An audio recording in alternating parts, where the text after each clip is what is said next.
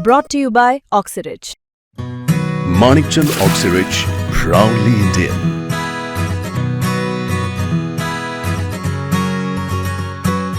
मागच्या आठवड्यामध्ये महाराष्ट्रातल्या अनेक भागांमध्ये मुसळधार पाऊस कोसळताना बघायला मिळाला. आता एका मोठ्या ब्रेक नंतर महाराष्ट्रात पुन्हा सक्रिय झाल्याचं चित्र बघायला मिळतंय. तर दुसरीकडे गणेशोत्सवाची सुद्धा जोरदार तयारी महाराष्ट्रात सुरू आहे. लोकांच्या चेहऱ्यावर गणरायाच्या आगमनासाठी उत्साह दिसून येतोय. तर गणरायाच्या आगमनाच्या साहित्य खरेदीसाठी सुद्धा मार्केटमध्ये मोठ्या प्रमाणात गर्दी बघायला मिळतेय.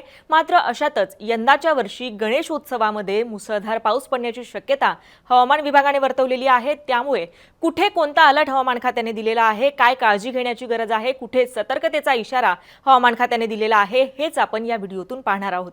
नमस्कार, मी छाया आणि आपण पाहताय वेदर रिपोर्ट.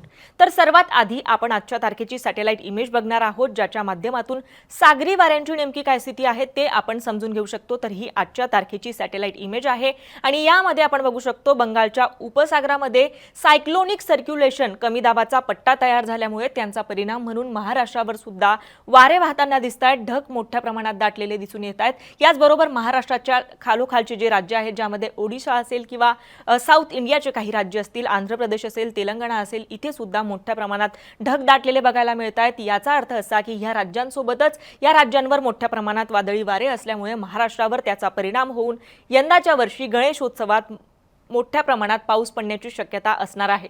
आता के.एस. होसाळीकर हवामान तज्ज्ञ जे आहेत त्यांनी या संदर्भात ट्विट करत आणखी डिटेल माहिती दिलेली आहे. त्यामुळे त्यांचं ट्विट सुद्धा आपण बघणार आहोत.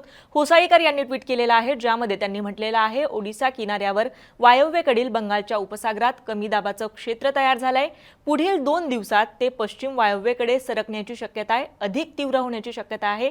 त्यामुळे पुढचे 3 ते 4 दिवस राज्यात कोकणात व घाट भागात व काही ठिकाणी मध्यम ते जोरदार पावसाची शक्यता आहे, असं सुद्धा हवामान तज्ज्ञ होसाळीकर यांनी हवामान खात्याचं हे ट्विट करत म्हटलेलं आहे. जसं की आपण मागाशी सॅटेलाइट इमेजमध्ये बघितलं की बंगालच्या उपसागरात कमी दाबाचा पट्टा तयार झालेला आहे. त्यामुळे पुढचे काही दिवस महाराष्ट्रात पाऊस पडण्याची शक्यता हवामान खात्याने वर्तवलेली आहे.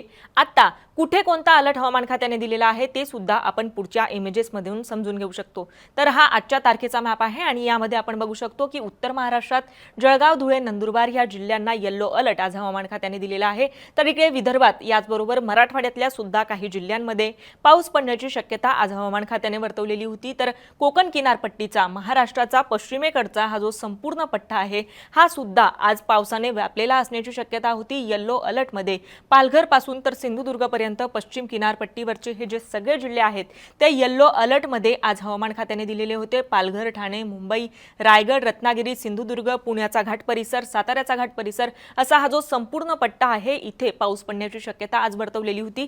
त्यानुसार आता तुमच्या भागात पाऊस पडतोय का किंवा आता तुमच्या भागात काय स्थिती आहे आम्हाला कमेंट करून नक्की कळवा. आता उद्या आणि परवा म्हणजे 27 आणि 28 तारखेला काय स्थिती असणार आहे, तर 27 आणि 28 तारखेलाही महाराष्ट्रातल्या अनेक भागांमध्ये पाऊस पडण्याची शक्यता असणार आहे. इकडे आपण बघू शकतो विदर्भातले जे सगळे जिल्हे आहेत ते पावसाने व्यापलेले आहे. येलो झोनमध्ये हे जिल्हे दिसत आहेत. याचबरोबर उत्तर महाराष्ट्र, मराठवाडा आणि मध्य महाराष्ट्रातल्या काही जिल्ह्यांना सुद्धा अलर्ट हवामान खात्याने दिलेला आहे. तर कोकण किनारपट्टीच्या ह्या पूर्ण पट्ट्यात उद्या सुद्धा पाऊस पडण्याची शक्यता असणार आहे. कमी आणि मध्यम स्वरूपाचा हा पाऊस असणार आहे.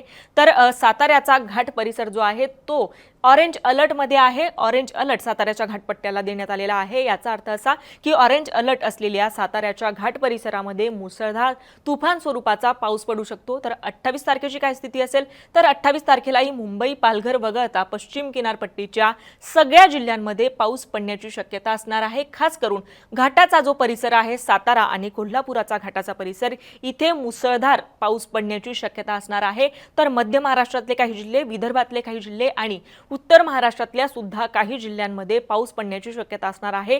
कमी आणि मध्यम स्वरूपाचा हा पाऊस असणार आहे. आता 29 आणि 30 तारखेची काय स्थिती असेल ते सुद्धा आपण पुढच्या मॅपमध्ये बघू शकतो. 29 आणि 30 तारखेलाही महाराष्ट्र पावसाने व्यापलेला असणार आहे. विदर्भात, उत्तर महाराष्ट्रात, मध्य महाराष्ट्रात आणि पश्चिम किनारपट्टीला येलो अलर्ट असणार आहे. येलो झोनमध्ये हे जे सगळे जिल्हे आहेत ते आपल्याला बघायला मिळत आहेत.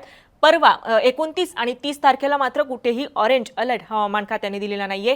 30 तारखेला सुद्धा महाराष्ट्रातल्या अनेक भागांमध्ये पाऊस असणार आहे. तिकडे आपण बघू शकतो विदर्भातला हा जो संपूर्ण पट्टा आहे तो येलो अलर्टने व्यापलेला आहे. तर पश्चिम किनारपट्टीच्या काही जिल्ह्यांमध्ये सुद्धा पाऊस पडण्याची शक्यता हवामान खात्याने वर्तवलेली आहे. 29 तारखेला मुंबईतही पाऊस असणार आहे, पुण्यातही पाऊस पडण्याची शक्यता असणार आहे. 30 तारखेला मात्र मुंबई आणि पुण्याला कोणताही अलर्ट हवामान खात्याने दिलेला नाहीये. तर अशा पद्धतीचं वातावरण पुढचे काही दिवस महाराष्ट्रात बघायला मिळणार आहे.